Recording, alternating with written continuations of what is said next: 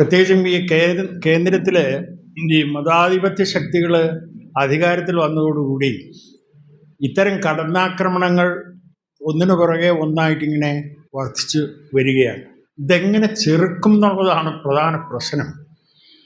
ശ്യാംകുമാറും പലപ്പോഴും സംസാരിക്കുന്നത് ഈ ചെറുത്തുനിൽപ്പിനെ കുറിച്ചാണ്.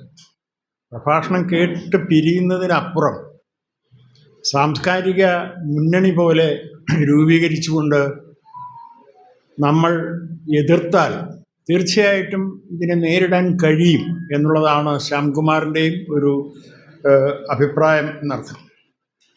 കേരളത്തെ സംബന്ധിച്ചിടത്തോളം ശ്യാംകുമാർ ഉൾപ്പെടെയുള്ളവർ പറയുന്ന ഈ ജാതി എന്ന് പറയുന്നത്, ഇവിടെ ഈ രാജേഷ് എരുമേലിയൊക്കെ ഇവിടെയുണ്ട്, അത് ഒരു അബോധത്തിൽ വർക്ക് ചെയ്യുന്ന ഒരു സന്ദർഭമാണിത്.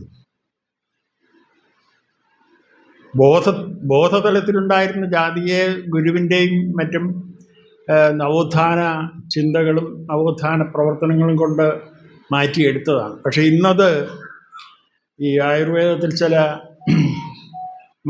മരുന്നുകൾ കഴിക്കുമ്പോൾ രോഗം ഉൾവലിയും എന്ന് പറഞ്ഞതുപോലെ കേരളത്തിലെ ജാതി ഇന്ന് ഉൾവലിഞ്ഞു നിൽക്കുന്നു എന്നുള്ളതാണ് ശ്യാംകുമാറിൻ്റെയും മറ്റും ഒരു നിഗമനം. സനാതനധർമ്മം, ഇപ്പോൾ ശ്രീനാരായണ ഗുരുവിനെ കുറിച്ച് നമ്മളിവിടെ പറയുമ്പോൾ ശ്യാംകുമാറൊക്കെ സൂചിപ്പിക്കുന്നത് ഈ സനാതന ധർമ്മത്തിൻ്റെ പേരിൽ ഗുരുവിനെ ഒരു ഉറച്ച ഹിന്ദുവാക്കി മാറ്റിയെടുക്കാൻ കഴിയുമോ?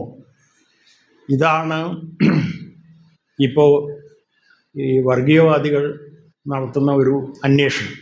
അപ്പോൾ ഇതും നമ്മുടെ എങ്ങനെ ചെറുക്കാം എന്നുള്ളത് നമ്മൾ ആലോചിക്കേണ്ട ഒരു വിഷയമാണ്. ഞാൻ സംസാരിക്കുന്നില്ല.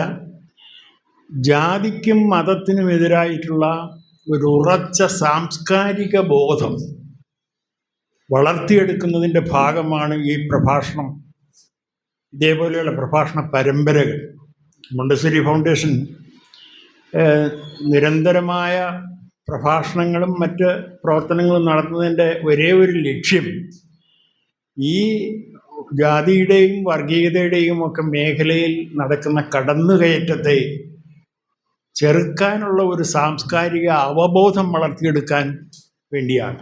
ആ ഒരു തയ്യാറെടുപ്പിൻ്റെ ഭാഗമാണ് നമ്മുടെ ഈ യോഗം, ഈ പ്രഭാഷണം എന്ന് പറഞ്ഞുകൊണ്ട് ഈ പ്രഭാഷണത്തിനായിട്ട് ഡോക്ടർ ശ്യാംകുമാറിനെ ആദരപൂർവ്വം ക്ഷണിക്കുന്നു.